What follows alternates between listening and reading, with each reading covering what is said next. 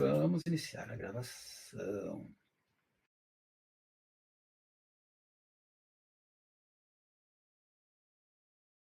Então, vocês podem ver aí uma imagem do Louis Dumont, que viveu de 1911 até 1998. E o objeto da nossa aula seriam as duas obras dele, mas se não houver tempo, a gente continua na próxima aula, porque é uma exposição densa, com muito texto, e não tem uma outra forma de expor o Dumont, e ele é fundamental para a discussão de indivíduo e pessoa. Talvez o autor mais fundamental, junto com Marcel Mauss.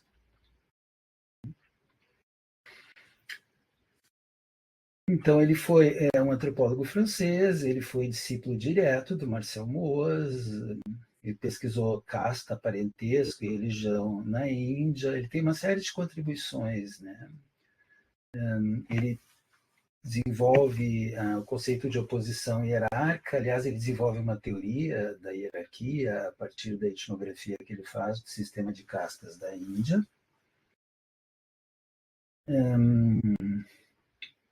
Mas eu diria, sobretudo, que ele propõe uma nova teoria dos valores nas ciências sociais, né? E nisso aí ele avança em relação ao mestre Marcel Mauss, ele faz uma antropologia das ideologias baseada em valores, e a gente vai ver o que ele quer dizer por valor quando expor o conceito de hierarquia. E também ele tem estudos ousados quando ele se volta para contrastar com a Índia, onde ele desenvolve essa noção de hierarquia, na história da noção de indivíduo no Ocidente, né, que é a história do individualismo, que é um prolongamento do texto da aula passada, sobre a categoria pessoa, né, na história do Ocidente, né, a partir, e também comparando com outros exemplos etnográficos e tal. Então, ele foi professor em Oxford, foi professor na Escola Prática de Altos Estudos, em Paris, e ele foi pesquisador do CNRS, que é o CNPq deles, e colaborador no Museu do Homem, né?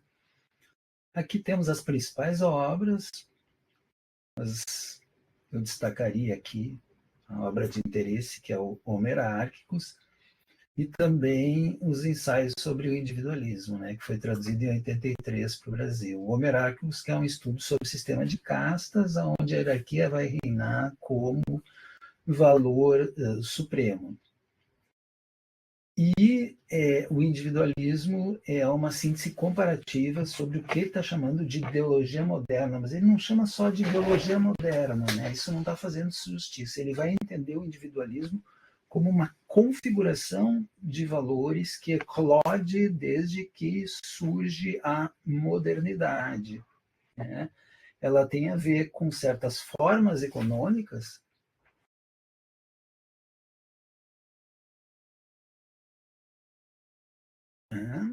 que ele vai estudar aqui, né, de Mandeville a Marx, Mandeville que era um filósofo liberal, e no Homo Equalis ele vai desenvolver uma reflexão, né, sobre a ideologia econômica do liberalismo e o igualitarismo moderno. Mas aqui nos interessa o Homo Hierarchicus e o individualismo.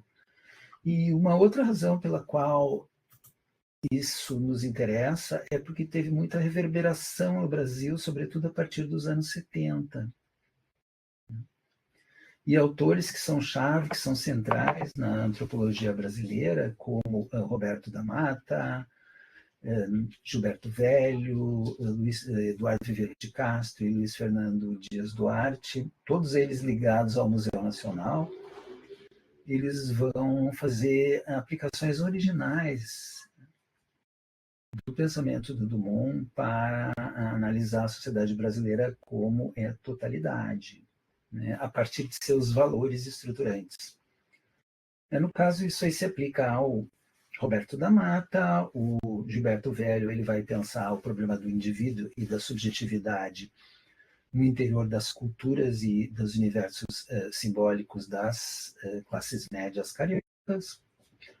O Eduardo Viveiros de Castro vai fazer uma aplicação original para pensar o parentesco ameríndio, né, a partir de uma noção que tem um nome que é estranho para todos nós, né, que é o parentesco dravidiano, né, esse é onde o núcleo do parentesco não é o sangue, mas é o cunhado, né, é o que está de fora, né, então é a relação com o estranho que vai estruturar um certo sistema de parentesco, né? Isso tem a ver um pouco com o motivo do canibalismo, né? O que é o canibalismo? É essa apropriação de qualidades de um inimigo, né? Para um sujeito de uma sociedade indígena e se engrandecer, né? Então, tem muitas narrativas sobre canibalismo, mas também os antropólogos recentes pensaram sobre a dimensão simbólica desse canibalismo e por que as palavras para cunhado, inimigo e estranho têm uma raiz muito parecida em várias línguas indígenas. Às vezes, os próprios nomes vêm desses cunhados ou então desses estrangeiros abatidos em guerras, em pequenas guerras, etc. Né? Então, o canibalismo, muito mais do que uma prática que pode nos horrorizar, ele é uma matriz simbólica que assume a existência do outro como inimigo, como um valor estruturante de uma cultura, de uma realidade social, né, aplicado a esse universo ameríndio que é analisado pelo Viveiros de Castro. Tá? E ele toma esse termo no trabalho sobre essa subcasta no sul da Índia, onde impera esse sistema de parentesco dravidiano. Né? Enfim, é só uma curiosidade, que é importante, de certa forma, mas não é o centro. Né? Então, ao comparar as sociedades holistas e individualistas, e ele vai chamar essas sociedades onde o todo tem a preeminência sobre a parte, de sociedades holistas e sociedades onde o indivíduo é o valor axial, é o valor central, né, que no caso das sociedades ocidentais ele vai chamar de sociedades individualistas. Né? Ele vai opor. Nicolas, fale. Não, desculpa, eu tinha levantado a mão um pouco antes, mas a minha internet está um pouco ruim, eu acho que só registrou depois. Eu, na verdade, queria te fazer uma pergunta antes de você entrar na explicação sobre o hierárquicos e acabou perdendo um pouco o timing, assim.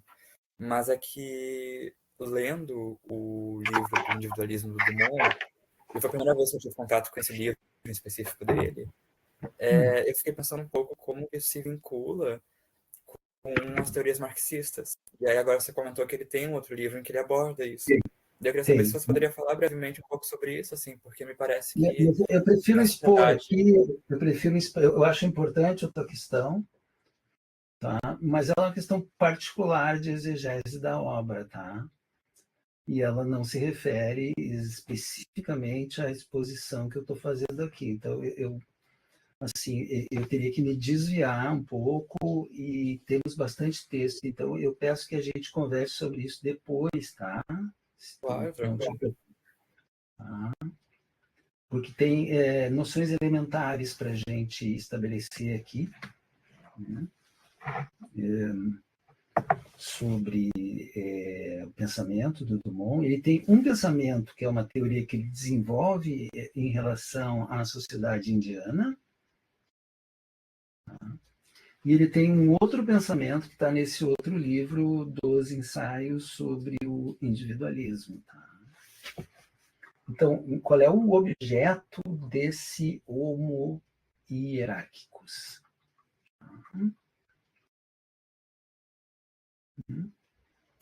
ele vai analisar, né, o sistema de castas da Índia. A Índia é uma sociedade complexa e plural.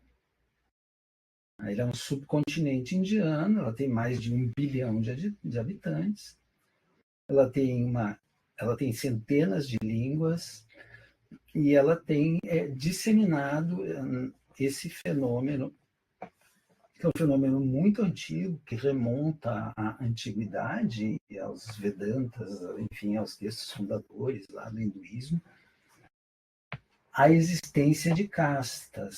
E castas não é um termo indiano, casta é um nome dado pelos portugueses e que acabou sendo consagrado como a tradução daquele sistema.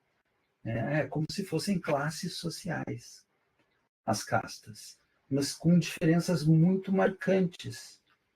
E aí eu poderia tocar na questão do Nicholas, né, que as classes sociais discutidas pelo Marx, no caso do capitalismo, elas se referem à posição de um indivíduo e seu grupo em relação às relações sociais dominantes enquanto trabalhador ou enquanto proprietário dos meios de capital. Né? Então, ela não é uma estratificação no sentido feudal, né? Então, essa ideia de uma sociedade tradicional antes da Revolução Burguesa, antes do capitalismo, que tem uma aristocracia, essa aristocracia é dividida em estamentos, cada um tem seu código de conduta, as relações entre um e outro são reguladas.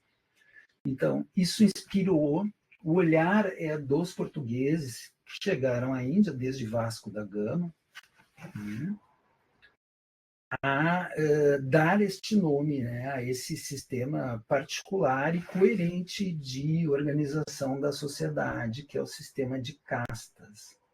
Mas a Índia não é uma Índia só de castas.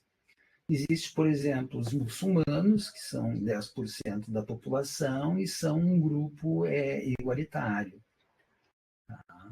Nem significa que esse sistema de castas seja o modelo legítimo, ideológico, dominante hoje em dia, né? Desde a independência da Índia, em 1947, né? Onde houve a partição entre Índia e Paquistão, existem medidas para compensar, por exemplo, a exclusão dos Dalit, né, dos intocáveis. A gente vai ver como é que isso se configura dentro de um sistema, né? O importante para nós é ver que ele foi ver como um sistema e não como algo necessariamente maligno, mas que tem uma lógica própria, e que até hoje há leis, legislações no sentido de tentar promover a igualdade entre os cidadãos, mas o sistema de castas ele continua persistente, especialmente em regiões rurais da Índia, né, onde a igualdade no sentido capitalista ela é mais difundida, são nas grandes cidades. Mas a Índia, em grande parte, é uma sociedade rural ainda, uma sociedade de pequenos camponeses. Né? Então, essa casta não vai expressar um fato social isolado, mas ela é a expressão de uma visão de mundo hierárquica. Vai rejeitar uma abordagem reducionista que vai tentar explicar a casta apenas por critérios econômicos, utilitários. E aí nós temos uma teoria da hierarquia. Essa hierarquia é vista como uma... Opa, perdão. Vista como... Onde é que me perdi aqui? Eu fui colocar no modo edição, deixa eu ver como é que está aparecendo para vocês.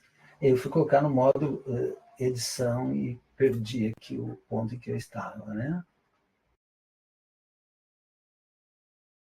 Deixa eu aumentar.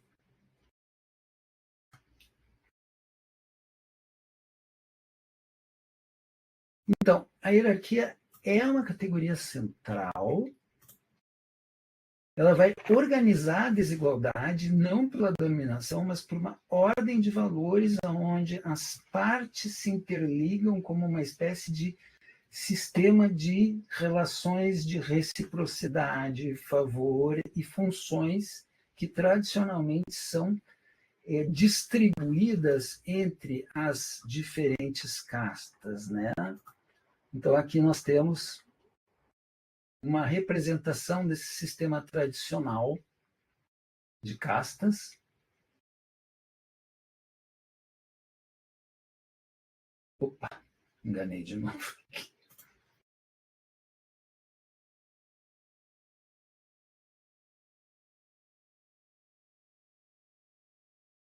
Vocês estão vendo bem?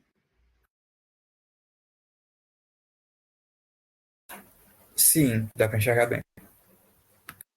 Então, os Purusha são os integrados dentro do sistema de castas e os Dalits são os excluídos, fora de casta, tá?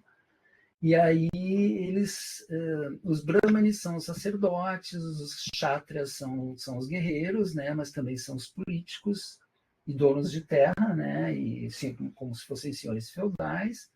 Os Vaixas são camponeses, artesãos, comerciantes. Os Sudras seriam servos, né? Uma camada social oriunda de uma população nativa, né? Enfim, condenados de guerra, por dívidas, mas, enfim, não seriam mais servos nessas metamorfoses modernas. O que importa não é tanto esse estatuto tão específico, mas uma lógica e como elas vão se relacionar, essas castas. Vamos primeiro para os princípios mais abstratos, né, da noção de hierarquia em Dumont. A desigualdade não vai ser percebida como injustiça, segundo Dumont, mas como parte de uma ordem cósmica legítima. Mas isso também é discutível, porque se ela fosse vista como legítima, não haveriam tantos esforços para abolir o sistema de caste. Então, essa legitimidade é colocada em questão no século XX. Né? Ela é legítima para alguns e colocada em questão para outros. Né? E ele vai dizer que tu tem que entender essa sociedade a partir de valores estruturantes. E nisso ele vai estar seguindo Marcel Mauss e, ao mesmo tempo, propondo algo que é uma antropologia comparativa de valores, que vão estruturar um nível que ele vai chamar de ideológico, mas que é o nível que vai formar a coesão cultural de uma sociedade. Ele está vendo sociedades como totalidades e não sociedades como sociedades internamente divididas, etc. Né? Elas são desiguais, mas ela é desigual, mas unida. E o que vai separar essas castas são os níveis relativos de pureza de cada uma dessas castas nessa escadinha, né? Sendo que embaixo estão os Dalits, que são completamente ligados à impureza. Então, eles, vamos dizer, mexem com a merda, com o lixo, com tudo aquilo que é considerado impuro na sociedade indiana. Então, vamos lá. O Dumont não está tirando a teoria do nada, nem está só prolongando essa reflexão do Mauss sobre a noção de pessoa. Tá? Ai, peraí um pouquinho, está ruim aqui. Está sendo compartilhado, não é o que eu queria compartilhar.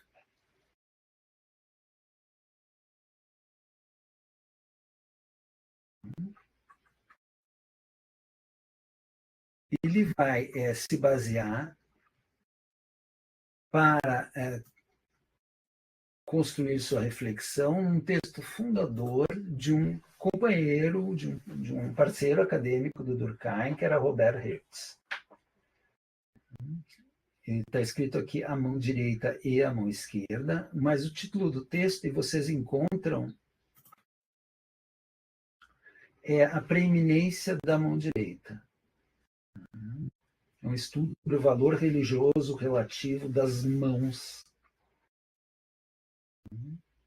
E é interessante porque me lembra o antropólogo Marc Auger, que é um antropólogo vivo, contemporâneo, já idoso, que vai dizer que o corpo é uma forma elementar de simbolização.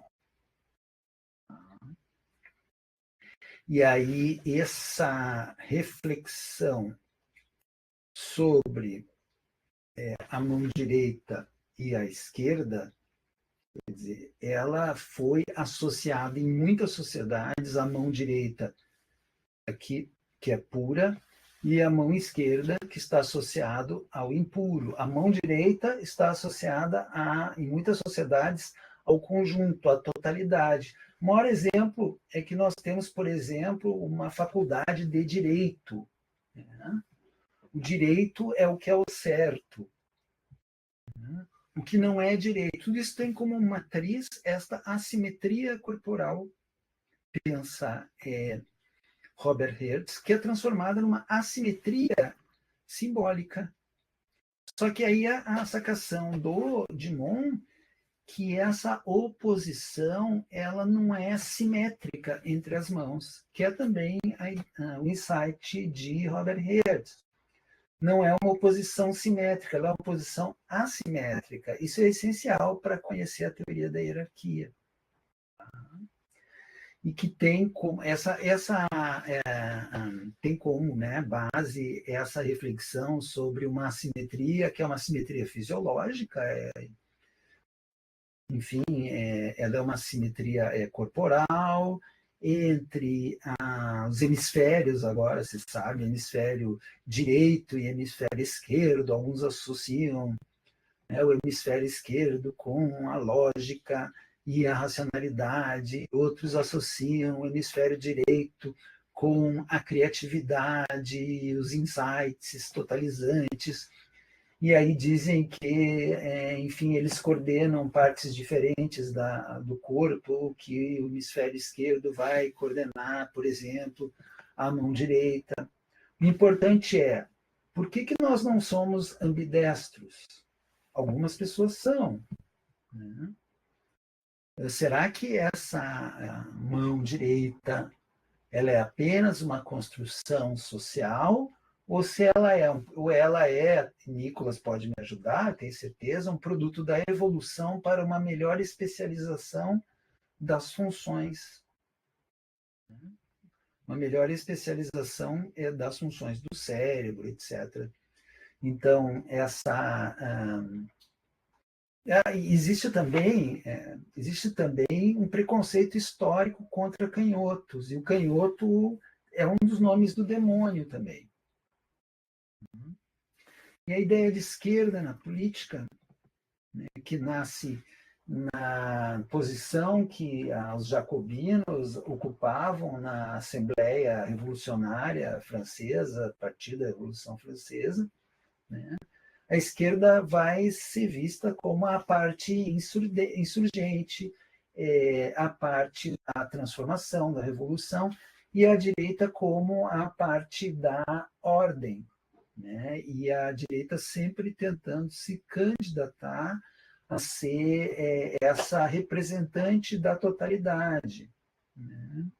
Como, por exemplo, na disputa bolsonaristas e todo o resto, os bolsonaristas utilizam de símbolos nacionais, porque esses símbolos nacionais supostamente representariam a totalidade da nação. A nação vista como um grande corpo, uma entidade coletiva, e o Mose vai dizer, olha, a nação é uma criação moderna, Mose não, Dumont, é uma criação moderna que tem a ver com individualismo, a nação é uma espécie de indivíduo coletivo, ele vai ter memória, ele vai ter uma sacralidade, assim, ele vai ter sua propriedade, o indivíduo é chamado de propriedade, na nação é chamada de patrimônio. Mas existe também a ideia do patrimônio como conjunto de propriedades para o indivíduo. Então tem o Mose nos ensaios, o Dumont nos ensaios sobre o individualismo, ele vai fazer essa associação. Tá? Então, a tese central do Hertz é que a preeminência da mão direita não é natural, mas social e simbólica, mas eu acho que não se conheciam certos desdobramentos das pesquisas em biologia e tal, que vão mostrar que, na verdade, tem a conjugação das duas coisas. Se tu tem uma maioria de destros, que é uma maioria natural, né, a sociedade investe esse mundo de destros de valores que os ligam a uma totalidade, a uma legitimidade. Então, tu tem ali uma espécie de unidade biopsicológica e cultural, onde a direita vai estar associada ao sagrado, ao puro, à ordem, ao masculino, isso aí no Hegel, né? E a esquerda ao profano, ao impuro, à desordem e ao feminino. Então tem um mito que o Dumont vai examinar no Homo Eráquicos, que é o do nascimento da Eva a partir de uma costela de Adão.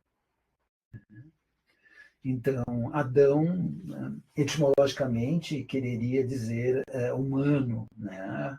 Homem e humano. Né? Vocês veem aí a origem de uma cultura patriarcal na narrativa bíblica, né? E a mulher, ela vai ser uma parte, ela vai ser uma espécie de contrário que nasce do interior daquele que representa a totalidade, que é o masculino. A reflexão do Dumont dizendo que essa oposição Adão-Eva é uma oposição hierárquica. E eu vou explicar o que é esta oposição hierárquica.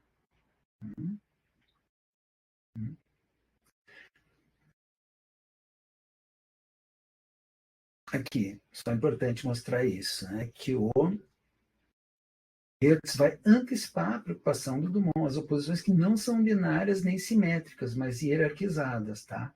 Eu vou mostrar o que é uma oposição simétrica, tá? Não é aqui, esqueçam a direita e a esquerda, tá? Essa imagem, veja aqui embaixo, de uma oposição simétrica igualitária, por exemplo, você tem dois times disputando uma final de campeonato. Um time A e um time B. Vamos dizer, o Grêmio Internacional numa final de chão. Um Grenal. Os dois times, eles têm igualdade de capacidades, de direito, de estatuto. Eles são iguais perante o jogo. As regras são igualitárias. E este é um caso de oposição simétrica e igualitária. Então, mas esta oposição não vai explicar a simetria das mãos, nem a preeminência da mão direita, nem os valores ligados a essas mãos. Porque tem uma simetria central. Então, vamos lá. Essa imagem representaria mais essa reflexão sobre a simetria das mãos. Tá? A direita como uma mão que, simultaneamente, ela é ligada a valores, né? Esses valores de representação de uma totalidade, de pureza, de certeza, mas a esquerda não, ela é oposta à direita. A esquerda que vai representar a parte, isso pode ser em política também. Não é necessariamente ciente assim para todos os sistemas, é simplesmente uma ilustração para fins didáticos, certo? É uma ilustração para fins didáticos. Você tem o que nesta imagem? Né? Você tem... Por que é pontilhado aqui? Porque este é um conjunto único, na verdade. Dividido em níveis né? Ele é bidimensional, esse conjunto. E o Dumont vai chamar essa preeminência da mão direita, que foi primeiro proposta por Hertz, né, como uma lógica não binária. A lógica binária é aquela do Grenal. Esta lógica é do englobamento de contrário. Ele chama isso de envelopamento também. Isso é fundamental para entender que a mão direita ela não vai mandar na mão esquerda. Elas vão, na verdade, ter funções de alguma forma complementares neste raciocínio. Mas a gente não tem que pensar nas mãos físicas, a gente tem que pensar nelas como um modelo dessas assimetrias. Então, a minha mão direita, neste caso, eu estou usando isso para fins didáticos, ela representaria, porque eu sou destro, né, os valores da totalidade. Né? Esse conjunto direita e esquerda opostos, e a esquerda seria o contrário, vocês podem pensar no lugar da direita o Adão e a Eva, por exemplo. Tá?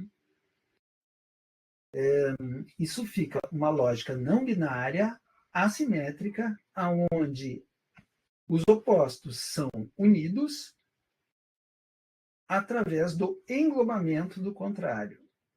Né? Então, para isso acontecer, você tem que ter esses contrários, é claro, né? Uma distinção de níveis, não é à toa que o nível englobante e totalizante ele está num nível superior, né? E o nível é englobado. Em determinados momentos, o Dumont vai dizer que tem uma inversão hierárquica. Né? E é muito interessante porque tem uma reflexão da Letícia Cesarino que é muito original, que ela vai usar a discussão de hierarquia do Dumont para pensar o surgimento de públicos antiestruturais na internet e que são disruptivos, né? Que é, por exemplo, a lógica da extrema-direita nas redes sociais, né? Que é uma lógica contrária ao poder sempre. E isso vai ser chamado, e ela vai invocar isso de inversão, né? De englobamento, de inversão do englobamento do contrário, inversão hierárquica, né? Por subversão da ordem, ou por tentativa de subversão da ordem, e ela vai casar com outro autor que ela vai, enfim, articular muito bem com Luiz Dumont, que é o Victor Turner, que é um pensador de rituais, das peregrinações. O Victor Turner vai dizer que em momentos normais da vida social, né, são momentos de estrutura. Né? O cotidiano segue, as leis são seguidas, as pessoas, enfim, cumprem normas. Aí tem determinados momentos, né, em que, por exemplo, uma peregrinação, sei lá, para o caminho de Santiago. Né? E aí você tem pessoas ricas e pessoas pobres, e elas se juntam numa espécie de irmandade, e nesse momento impera um sentimento de comunitas entre estranhos. Comunitas é um estado ligado a esse estado limítrofe entre a saída da peregrinação e a chegada, né? É o momento em que se formam irmandades. E essas irmandades são casuais, né? E elas tentam se viver como irmãos de acordo com as primeiras comunidades cristãs. Né? Não é à toa que esse exemplo é utilizado pelo Dumont para pensar a emergência do individualismo moderno, né? As comunidades cristãs dos primeiros séculos. Né? E essas comunidades viviam nesse estado de comunitas, que ele é antiestrutural.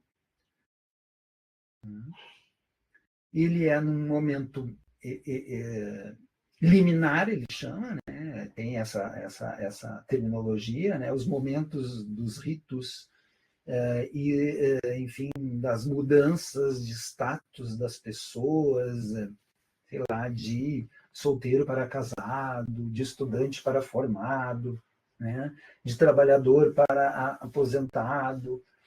Enfim, muitas vezes tem rituais, né? E esses rituais, eles são momentos de passagem.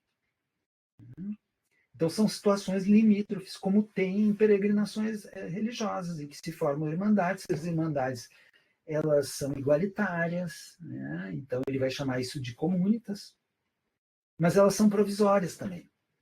Né? E a Letícia Cesarini vai juntar essa ideia de comunitas com a ideia da inversão hierárquica. Né? É o momento em que a ordem da sociedade ela é contestada. É por isso que as normas são ignoradas pela extrema-direita. Ela não tenta ser normativa, ela tenta ser disruptiva. Né? Ela age como um público antiestrutural. Isso está nos trabalhos da Letícia Cesarini, que é uma das antropólogas mais originais, especialmente nesse tema das redes sociais. Né? Bom, então, vamos seguir.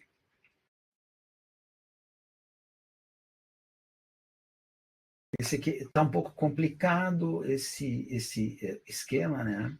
Então é melhor um pouco eu passar. Esse aqui seria um esquema para ser colocado mais adiante. Então, a casta, por Dumont, vai ser entendida como parte de um sistema relacional e não como uma entidade isolada. E aí tem interações reguladas por princípios como comensalidade, comer junto ou separado, casamento endogâmico dentro da casta. As ocupações seriam hereditárias. Se o cara é barbeiro, o filho vai ser barbeiro, né? Como se fosse uma subcasta dos barbeiros que está englobada numa dessas castas de trabalhadores ali, né? Como os baixas. E aí também existe a exclusão ritual e social. Né? A sombra de um Dalit não pode tocar num Brahmani. O Brahmani é uma casta que se ocupa frequentemente com ritos de purificação. Rituais de purificação. Né? Porque, como diz Dumont, é um tipo de formação sociocultural que tem como matriz a oposição de valores puro e impuro. Mas poderia ser a casa e a rua, como propõe Roberto da Mata para o Brasil. Poderia ser o forte e o fraco, como propõe Luís Tarlet de Aragão para a França. Poderia ser o winner e o loser, se nós pensarmos numa sociedade radicalmente individualista como os Estados Unidos. Né? O winner, o ganhador, e o loser, o perdedor. Mas são valores opostos que estruturam uma compreensão e uma interpretação das ações naquela sociedade, por exemplo, dos Estados Unidos, como radicalmente individualista. E o Dumont vai dizer que o individualismo é uma espécie de paradoxo. Né? Ele é um paradoxo porque ele não deixa de ser uma sociedade, de ter instituições, mas ele coloca o indivíduo acima de seus elos sociais. O indivíduo é mais importante do que o grupo. Enquanto que em sociedades holistas, holos quer dizer parte, como na Índia, o grupo é mais importante do que o indivíduo.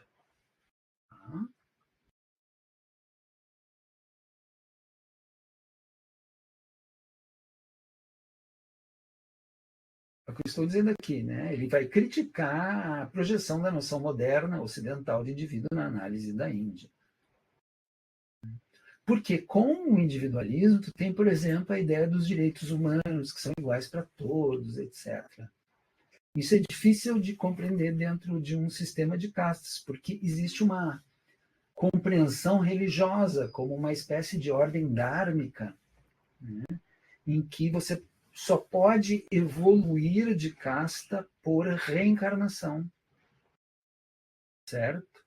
Você vem de uma casta, encarna em outra casta. E não é necessariamente uma reencarnação evolutiva, né, como no espiritismo kardecista, para quem nós não podemos ficar estacionados quando nós podemos ficar estacionados, mas nós não podemos regredir. Na compreensão hindu, dependendo do que você faz, né, do seu construção do seu karma, você pode regredir, inclusive.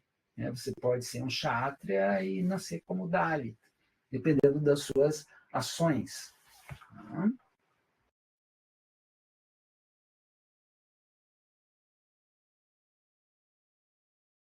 Isso eu já falei. Né? Então, eu chego aqui na contribuição teórica. Né? A gente tem uma redefinição da antropologia das castas como estudo de uma ideologia coerente e articulada.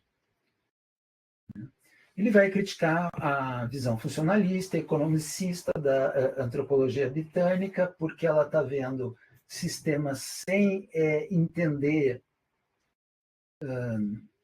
como eles são estruturados por valores, ela é incapaz de superar as oposições simétricas,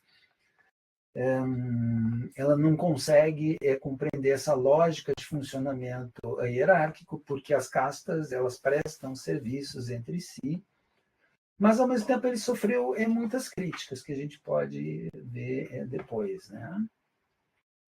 Então, teve uma parte que é muito extensa.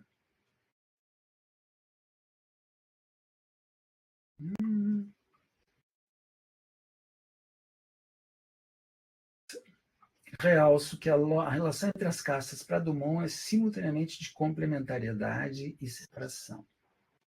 Por exemplo, os brahmanes precisam dos serviços dos impuros, mas mantêm barreiras simbólicas e físicas, eles evitam contato direto, eles mantêm distância. Né? Essas separações elas se referem à alimentação, moradia, casamento, rituais e contato corporal. Enfim, o Dumont está fazendo um exame de valores, porque tem uma contestação ao Dumont, que é uma contestação antiga, né? Que o Dumont estava vendo a Índia como uma totalidade coerente, quando, na verdade, é uma totalidade muito mais fragmentada para outros estudiosos, né? Que a casta no nível da aldeia não opera da mesma forma do que nesse nível mais abstrato, teórico, né, que ele está fazendo.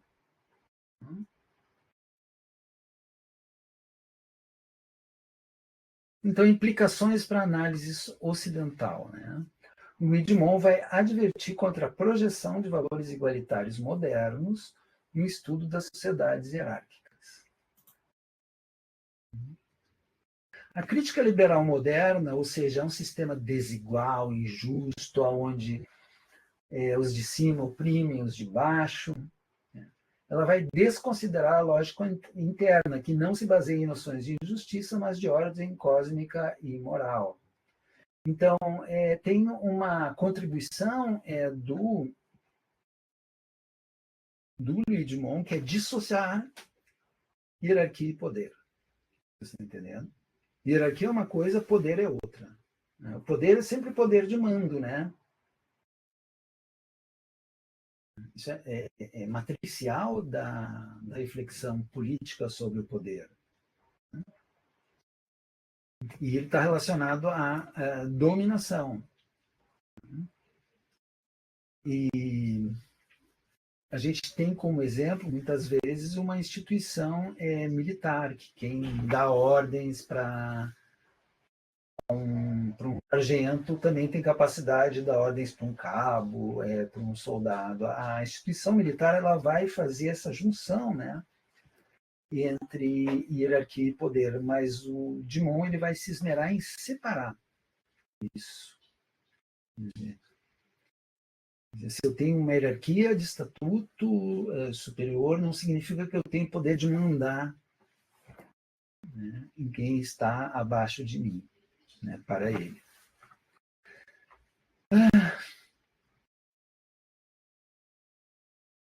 Para concluir, a oposição pura e impura é o princípio central da estrutura das castas, né? O estudo da hierarquia vai exigir uma análise simbólica e relacional, não apenas descritiva e estatística.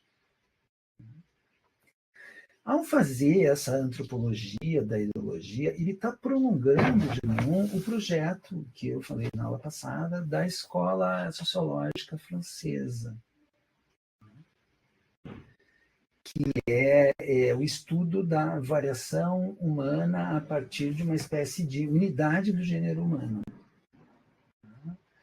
E aí é o estudo de cada sociedade a partir das ênfases internas que essa sociedade, que sempre deve ser vista como totalidade, e daí se compreende a proposição inovadora do Marcel Mauss de fato social total, né, no ensaio sobre a dádiva, né, aquele fato, por exemplo, um ritual, né, o kula, né, o potlatch, sei lá, a Copa do Mundo de futebol, que ele vai dramatizar valores centrais de uma sociedade. E o Drummond, ele não vai ver fato social total, ele vai entender o fato social como estruturado por representações, mas essas representações, elas não são neutras. Elas são ideias-valor. Nem tudo é ideia-valor.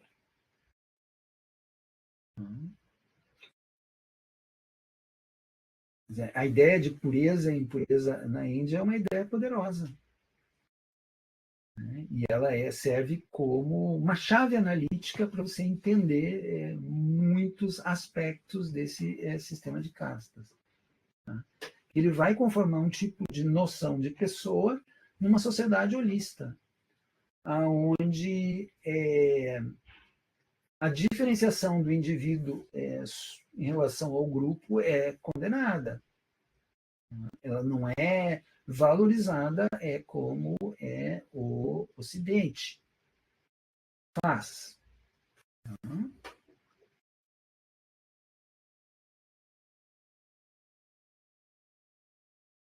E aí a gente chega na segunda parte, que é o individualismo, uma perspectiva antropológica sobre a ideologia moderna. Né?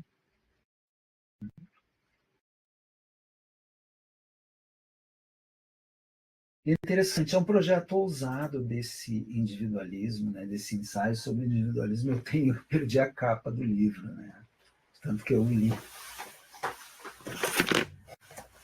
Infelizmente não tenho mais a capa aqui. O livro é composto de uma série de ensaios, né? Inclusive depois ele tem aqui, ó, a segunda parte do livro, o princípio comparativo universal antropológico. Né? E ele acredita nessa universalidade da comparação antropológica a partir da presunção que ele tem que todas as sociedades, de certa forma, seriam hierárquicas, que a hierarquia seria um princípio universal. Isso é muito debatido, isso não há condição de aprofundar isso numa aula de graduação. Né? Mas tem muitas referências que eu posso trazer a vocês a respeito desse assunto. Né? Parece que o grande legado do Mauss não é tanto uma teoria do estatuto da hierarquia, mas a comparação de sociedades a partir de seus valores estruturais. E aqui é o contrário, em vez da gente falar de hierarquia, a gente vai falar de individualismo e de igualdade.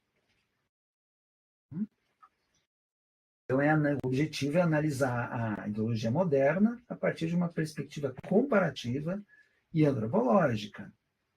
O individualismo aqui vai ser entendido como uma ideologia totalizante, né? E não como um traço psicológico moral apenas. Então, ele vai fazer uma distinção que é importante. Ele vai dizer, existe um indivíduo biopsicológico, que é universal, né? E existe o indivíduo da cultura ocidental moderna, que é uma construção ideológica recente. Esse individualismo como ideologia, ele vai ao contrário do holismo e da hierarquia estudada na sociedade hindu, ele vai afirmar o valor supremo do indivíduo como entidade autônoma, livre e igual. Isso vai ter uma série de desdobramentos e consequências em termos de ciência, de política, de instituições, né? De compreensão das relações sociais, de modos de sociabilidade, de formulação de constituições e regimes jurídicos, né? E isso vai se opor às formas holistas de organização social, né, em que o todo prevalece sobre a parte, né, como sociedades tradicionais, mas também sociedades de pequena escala, sociedades indígenas, né, embora elas não sejam igualitárias como se imagina, né? Sociedades de pequena escala, muitas têm castas, etc. Né?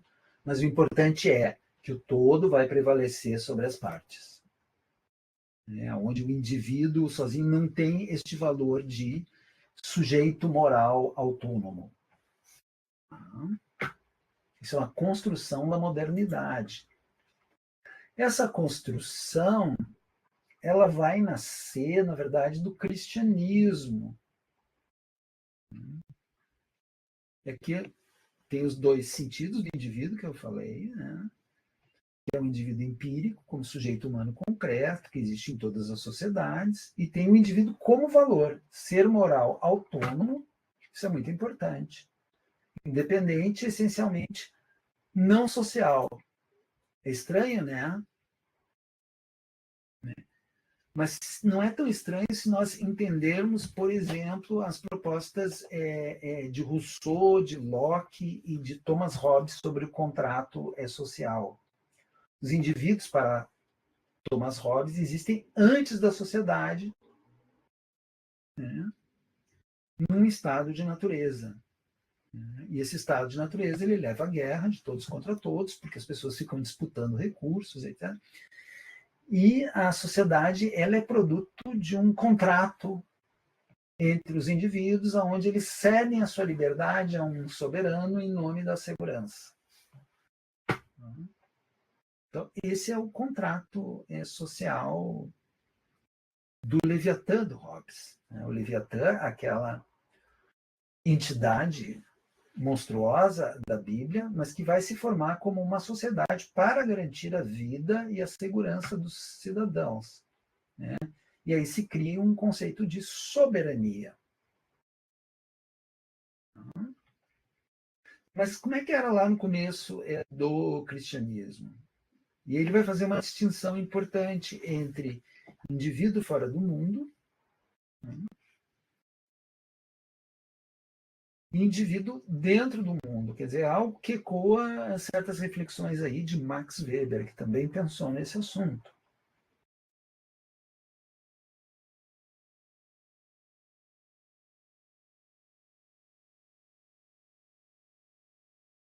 O que acontece? Na sociedade indiana, que o Dumont estudou, vamos tomar, por exemplo, o Buda, né? Vocês conhecem a história do Buda, que era um príncipe que renuncia a tudo.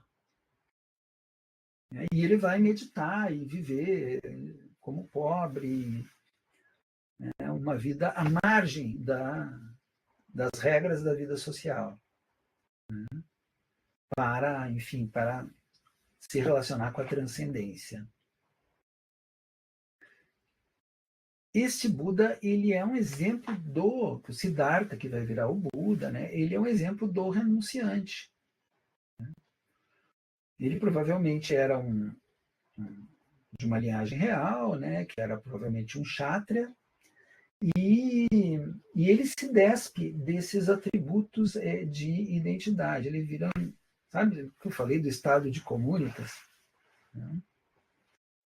Um pouco esse estado dos renunciantes. Paradoxalmente, numa sociedade onde o indivíduo não existe como valor, é claro que ele existe como entidade biopsicológica, né? Mas não como valor, O renunciante, ao sublinhar a sua individualidade, vai ser uma primeira forma de emergência de um indivíduo, mas ele é um indivíduo fora do mundo. O mundo entendido como o mundo social.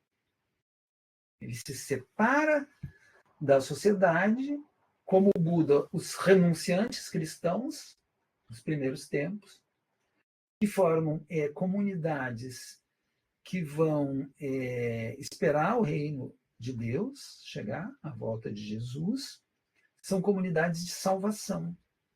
Então, esse renunciante ele está se separando da sociedade para se dirigir à salvação pessoal. Isso foi, com o tempo, enquadrado institucionalmente dentro dos mosteiros. Mas, naquele momento, era uma negação do mundo social, porque o cristianismo, quando se torna religião oficial, já no Império Romano, ele vai adotar uma estrutura de Estado que vai tentar prevenir jejuns prolongados, retiros, abandono de família, pessoas que estavam tentando imitar o exemplo de Jesus, né, e morriam de fome, de doença, que iam ter visões no deserto, tem uma série de exemplos de santos. E aí essa vocação religiosa ela não vai mais ser uma renúncia, né? Ela vai ser enquadrada institucionalmente dentro da burocracia da igreja. Então vai ter ordens religiosas que vão acolher essas pessoas. Então tem ordem religiosa em que não se pode falar, por exemplo, as carmelitas, né? São pessoas que fazem votos. Tem os que fazem votos de silêncio, outros fazem votos de pobreza, né, para viver como irmãos. É como se as comunitas que eu falei antes, para usar o termo do Victor Turner, se institucionalizasse. Tá?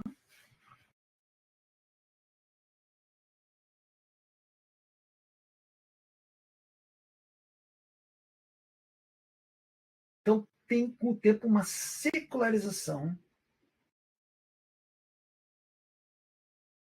né?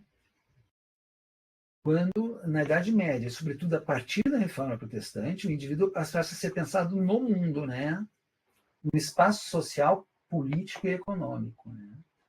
O resultado desse processo é que o indivíduo se torna, um resultado longo, né, a unidade básica da sociedade, não mais uma exceção retirada do mundo. Nós falamos sobre a Reforma Protestante, né, na aula passada, né, ou não lembro se falei na outra aula, porque tem uma coisa interessante, porque a hierarquia indiana se parece muito com as três ordens, né, que são o imaginário do feudalismo. Você tem aqueles que oram, aqueles que lutam, que são os nobres, os cavaleiros, os que oram são o clérigo, e você tem os que trabalham, que são os camponeses, os artesãos. Eram 3 estatutos, cada um tinha um código de vestimenta, cada um podia morar em determinados lugares, podia ter propriedade ou não, os casamentos eram todos regulados, uns deviam favores aos outros, alguns eram servos, outros eram homens livres, artesãos, né?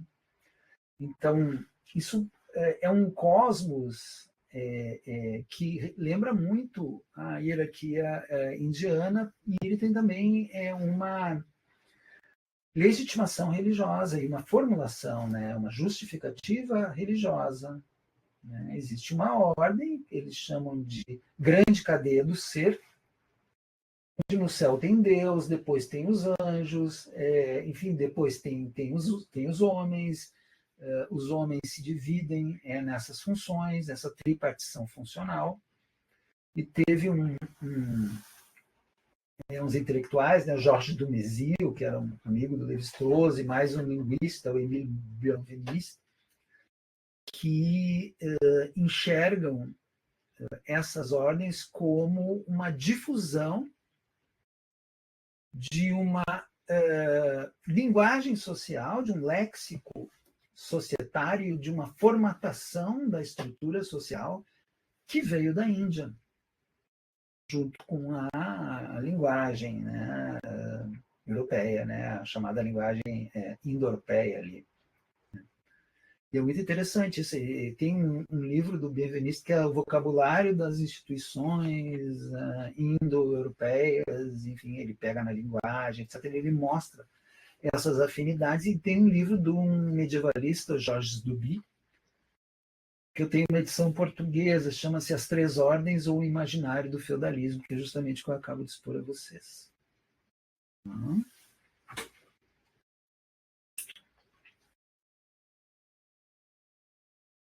Então, o que acontece? Você tem o Renascimento, você tem a Reforma e a Contra-Reforma. Na Reforma, o Lutero se insurge contra a maneira como a igreja se organizava, né? E ele dizia: o que importa é a relação do fiel com Deus. O que importa é o exame de consciência, né? Quem te julga é Deus, não é o padre, não é nem a comunidade, embora é impossível cancelar a comunidade. E isso é uma produção de um indivíduo autônomo. Só que é um indivíduo autônomo, é um indivíduo em relação com Deus, né? Aí se cria a ideia de liberdade religiosa. Isso aí está no texto do Moço também. Então, para o Dumont, o que é importante? É que em sociedades tradicionais o valor supremo é a totalidade, o indivíduo é subordinado ao todo. E no mundo moderno, essa hierarquia vai se inverter. O indivíduo é a medida de todas as coisas, e a sociedade é vista como soma de indivíduos. E ele vai dizer, ele tem toda uma reflexão no Homo Hierarchicus, na introdução, do individualismo como uma ideologia antissociológica, né? Porque ele nega, na verdade, o que está na sua base, né? Que são ligações, que são classes e relações grupais entre, enfim, diferentes espaços e regiões de uma sociedade, e ele vai dizer que é impossível essa sociedade ser a sociedade da livre vontade dos indivíduos, e, no entanto, ela assim é a sua ideologia. O Durkheim se debatia muito com isso também. O Durkheim foi o primeiro a fazer críticas muito ácidas ao individualismo como ideologia de intelectuais. Tá?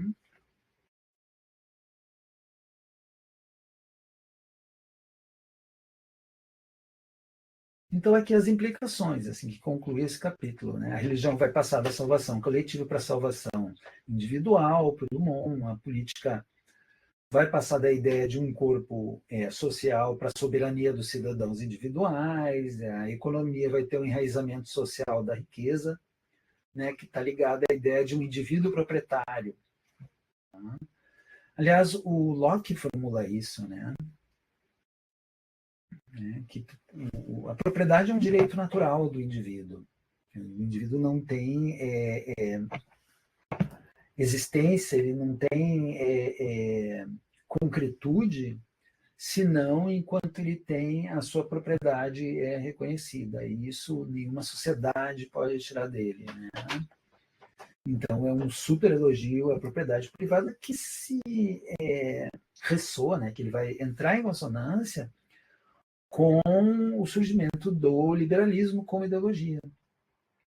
Porque o liberalismo ele vai ver um mercado formado de indivíduos que estão competindo, as relações legítimas são relações de compra e venda nesse mercado, seja a venda da sua força de trabalho, seja a venda de bens e serviços. E aí vai ter uma mão invisível, como diria o Adam Smith, que vai regular de forma harmoniosa esses conflitos, né? Que foi definido pelos franceses como laissez-faire, laissez-passer, né? Deixa fazer, deixa passar. O Estado não interferindo e o mercado vai quase que magicamente, porque isso tem um aspecto de uma espécie de religião do capitalismo, né? Vai criar prosperidade, riqueza, bem-estar para os indivíduos. A gente sabe que a realidade histórica não foi assim. O capitalismo ciclicamente cria crises em momentos de maior desregulação econômica. E são momentos de maior concentração de renda, como é o momento que nós estamos vivendo, né? Onde nós temos cada vez mais bilionários e a desigualdade social nunca foi tão grande. E sempre do neoliberalismo, do liberalismo ao neoliberalismo, esse tipo de conformação vai estar ligado ao encorajamento de uma subjetividade individualista, né? No caso, a gente vive numa sociedade que tem o mito do empreendedor, o mito do dia que tem 24 horas, né? É o mito da meritocracia, né? Como se houvesse igualdade de chances para todos, basta a pessoa se motivar e fazer. Isso só pode graçar num contexto de extrema fragmentação de relações de solidariedade, né? que ultrapassam a esfera da família. O liberalismo e o neoliberalismo têm horror, né, ao imperativo de uma solidariedade, seja de partido, de sindicato, que una associações de pessoas que não são os proprietários do capital, enquanto ele estimula a hipercorporatização, né, não sei bem como a palavra, né, qual seria, dos proprietários dos meios de produção. Eles são extremamente corporativos e eles desencorajam e tentam desregular sindicatos, leis trabalhistas que garantem direitos, etc. Nesse momento de desregulação econômica, e que vai provocar o desespero econômico, eu não sei se vocês viram a fala do Eduardo Janetti, falando do problema demográfico na sociedade americana, que a expectativa de vida dos homens brancos, enfim, norte-americanos, está diminuindo muito por desespero econômico. Tem mais probabilidade dele morrer do que lá no país africano que ele cita, antes dos 50 anos, por desespero econômico. E esse desespero econômico vem associado a um contexto onde você não tem saúde pública, você não tem pensões públicas, coisas que são dadas por garantidas aqui. E isso é produto de um enorme esforço desde os anos 70 de tentar caçar direitos dos trabalhadores, que foi feito pelo neoliberalismo. Ele vai criar formas de governar, mas também formas de subjetivar. E ele vai fomentar um hiperindividualismo. E ele vai, por exemplo, criar a ideia de que se a pessoa souber empreender, ela vira um bilionário, e não a realidade que as famílias que governam Brasil e Estados Unidos são as mesmas de séculos atrás.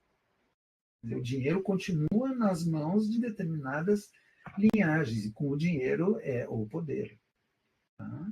Mas para eles é muito conveniente este tipo de ideário individualista. Não estou dizendo que todo individualismo é mau. A gente tem liberdade, igualdade, são coisas, valores que são conquistas, né? Se bem que a consigna da liberdade ela tem sido, eu diria, deteriorada, né, pelo seu uso por determinados grupos políticos. Bom, seguindo.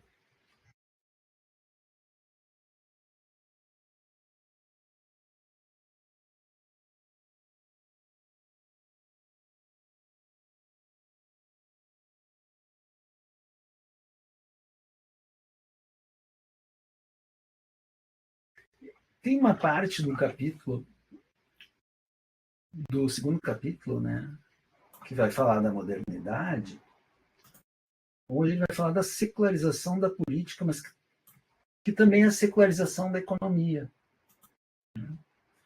Porque antes, por exemplo, a taxa de juros era regulada pela Igreja católica. Quem acumulava e prestava dinheiro eram os não católicos, por exemplo, os judeus que viviam em comunidades cristãs, porque eles não estavam sujeitos a essas regras e também eles não podiam ter propriedades, eles não podiam exercer ofícios que os cristãos exerciam, porque não lhes era permitido, muitas vezes tinham que viver em guetos, etc. Então, sobravam determinadas atividades que poderiam ser portáteis, né? Como, por exemplo, a atividade de médico ou atividade de banqueiro, né? E não sei exatamente como se formavam isso, mas, enfim, eram os chamados usurários, que é um termo negativo, que eram os banqueiros da época. Numa época em que era condenado o empréstimo por juros, né? Uma época medieval. Né? Depois, lá na Itália, se institucionalizam os bancos, eles financiam, por exemplo, eles ajudam a financiar governos, como o governo espanhol, na época da navegação do Colombo. Eles foram buscar em banqueiros lá de Veneza, né? E de outros lugares da Itália, onde tinham esses bancos financiar a sua dívida, as suas navegações, com a promessa de parte dos lucros. Né? Mas, enfim, isso significa que no Renascimento e na Era Moderna, começa a ter uma autonomização da economia. E é isso que ele vai estudar no Homo Equalis, e naquele outro livro onde ele vai falar de Marx, né? Mas também a política que era, por exemplo, a atividade destinada ao monarca, né? Onde o monarca tinha soberania, e o monarca era soberano por direito divino, né? Então, o corpo do rei, ele era o corpo da sociedade. Ele era a totalidade do rei que encarnava a sociedade. É por isso que um delito é um delito contra a pessoa do soberano, porque o soberano ele é ofendido por determinados delitos. Por exemplo, parricídio e outras coisas, eles tinham que ter um esquartejamento público, como o Michel Foucault vai descrever no primeiro capítulo do Vigiar e Punir.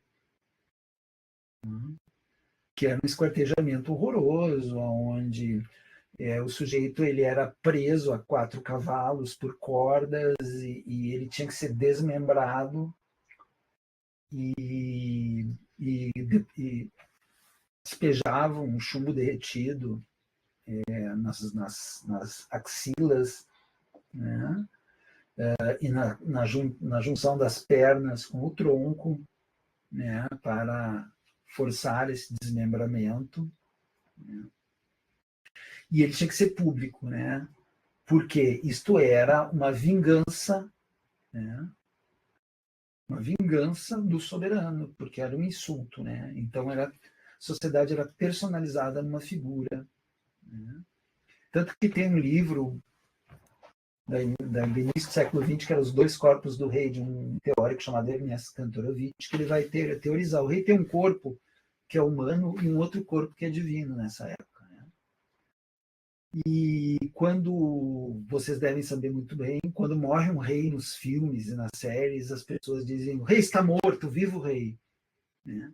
Porque embora o corpo do rei morra, né, o rei continua vivo na pessoa de seu sucessor.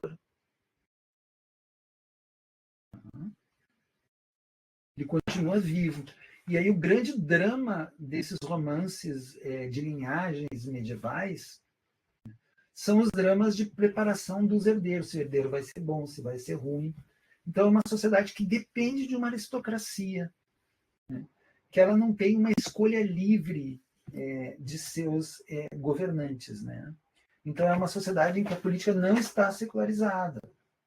A secularização da política vem nesse sentido, de se entender como um campo autônomo, não regrado por uma ordem cósmica e religiosa, né? E ele vai ser distinto da moral e da religião. Quer dizer, quem teoriza isso muito bem é o Maquiavel, no Príncipe, O príncipe tem que ser eficaz. E antes de Maquiavel, se pensava, o príncipe tem que ser bom para o povo, não pode ser mau. Ele tem que ser cristão. Maquiavel diz não. Né? O príncipe tem que proteger o seu Estado. Para proteger esse Estado, de vez em quando ele tem que fazer execuções. De vez em quando ele tem que mentir, mas melhor seria se ele só fizesse coisas agradáveis para os seus súditos, né? E o súdito, ele vai virar cidadão. É uma diferença muito grande. Né? Então, o individualismo moderno vai deslocar o centro de valor do todo para a parte. Né? Um resquício que tem aí, né, é no presidencialismo. Né? O presidente, nos Estados Unidos, diz que o presidente é um monarca por 4 anos, né? Que tem enormes poderes, é um monarca votado, né, por 4 anos. Né?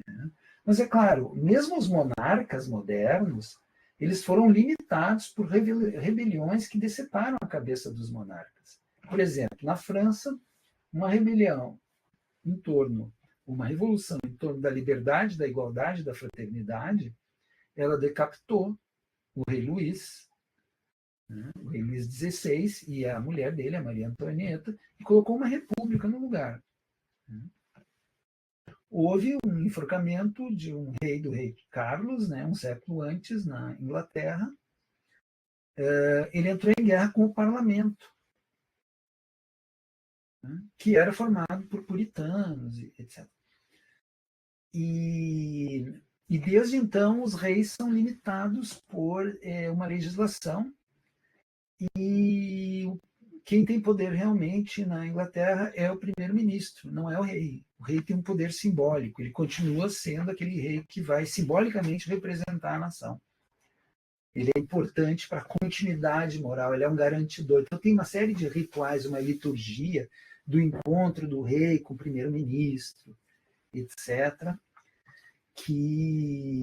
aqueles encontros semanais, se vocês verem The Crown, né, a coroa, que começa ali com o drama que levou à coroação da Elizabeth II, vocês vão ver que tem toda uma relação entre política e monarquia.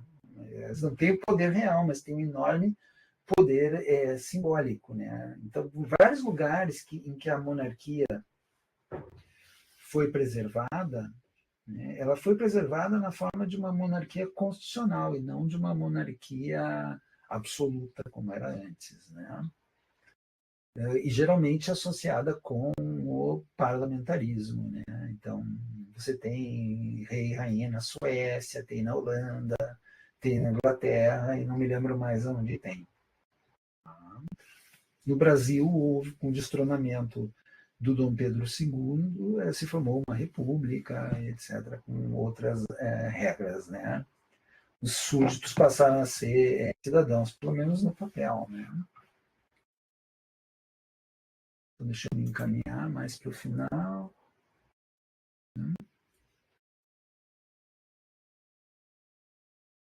Então, aqui a gente tem a figura de cidadão, comunidade política básica, em oposição à ideia de papéis fixos no corpo hierárquico.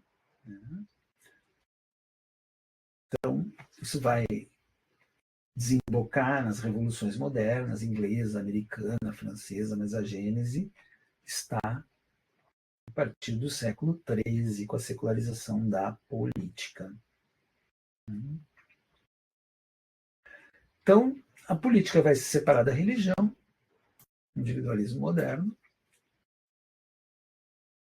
O Estado se torna uma entidade racional e impessoal. E aí eu lembro, para quem estudou Max Weber, das formas de dominação carismática, tradicional e burocrática. Né? O Estado moderno é o reino da separação do indivíduo, que é o burocrata, né, da relação pessoal. Ele está supostamente agindo racionalmente. Então você tem um racionalismo moderno que ele é inseparável do individualismo. Né? Então, por exemplo, vocês pensarem a ideia do René Descartes, né, de separar um problema em suas partes constituintes. Né? Tu tem o império da lógica,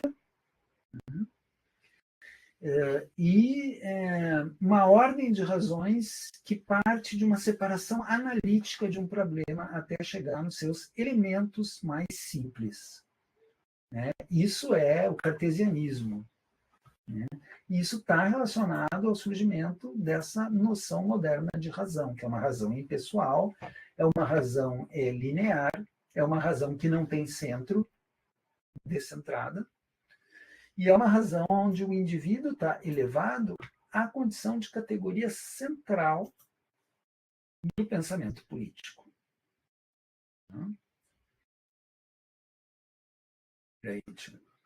Então, as reflexões do Dumont, para concluir, sobre o indivíduo como valor, elas vão influenciar cursos e programas no Brasil, como indivíduo, pessoa e sociedade, em várias universidades. Trabalhos brasileiros usaram Dumont para discutir a constituição da pessoa indígena, tanto a constituição da pessoa indígena, então tem a fabricação do corpo na sociedade xinguana, que é um texto clássico, né, do Viveiro de Castro e do Antônio Seeger e do Roberto D'Amato, quanto a noção de pessoa em contextos urbanos contemporâneos. Né? O exemplo também de um pensador mais dumontiano do Brasil, o ortodoxo, é o Luiz Fernando Dias Duarte, que tem um texto onde ele vai, eu posso passar para vocês, analisar todo o legado do Dumont, mas aí você se lembra que tem o Roberto da Mata, que tem Gilberto Velho, que tem Eduardo Vieira de Castro. O da Mata pensa o Brasil como uma sociedade relacional, como a Índia é, certo? Só que as hierarquias no Brasil são implícitas, elas têm que ser identificadas situacionalmente. Daí o interesse que da Mata e seus alunos têm por instituições como o jeitinho, a malandragem, a cordialidade, o você sabe com quem está falando, né? Que é um texto sobre a distinção entre indivíduo e pessoa no Brasil, que está em Carnavais, Malandros e Heróis, né? Que é um clássico, onde o da Mata vai dizer que o individualismo não se realiza plenamente no Brasil, nem como ideologia, nem como prática. Tu tem movimentos a favor da extensão de direitos, etc., mas aí ele dá exemplo das filas, do comportamento no trânsito, né? Do pedido de favores pessoais para conseguir, enfim, o serviço para entrar, por exemplo, na frente de uma fila, seja numa fila de cirurgias, seja numa fila de aposentadorias, etc., através de relações. Quer dizer, o Brasil é uma sociedade que coloca, segundo o da Mata, as relações acima dos indivíduos. Tá? E a oposição central para ele é entre casa, que é uma sociedade, casa é um espaço, né? É um espaço simbólico e moral onde reina a família. Né? Então, fulano é de casa. Significa que tem uma intimidade, uma cumplicidade, etc. E esse casa vai ser um domínio moral onde as pessoas seriam como que plenos de direitos e cidadãos dentro de um espaço, seja um espaço doméstico, moral, etc. Mas tudo isso é uma construção ideológica. E o espaço da rua opõe-se daqui para a rua, onde as pessoas são vistas como indivíduos. O indivíduo, para o da Mata, historicamente, é uma categoria negativa. O indivíduo é um ninguém, é alguém sem relações. E no Brasil, pior do que não ter dinheiro é não ter relações. Estão entendendo?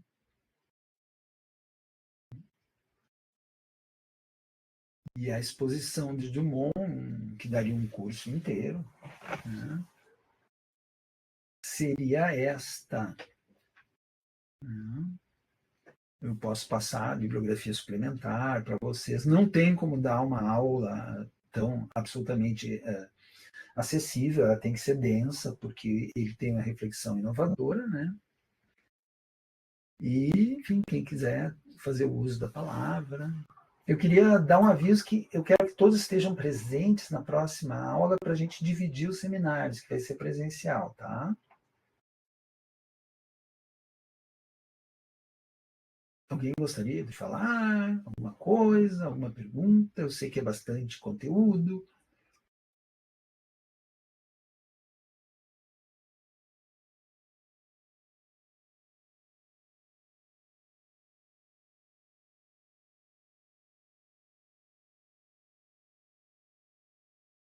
Então, se ninguém tiver nada para falar, eu vou encerrar a aula por aqui. Vocês estão aí? Ai, ai.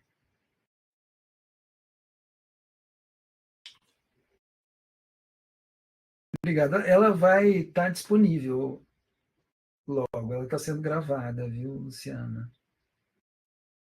Espero que vocês tenham compreendido. Eu estou à disposição para esclarecer dúvidas. Então, me despeço aqui. Uma boa noite para todas, todos e todes, tá?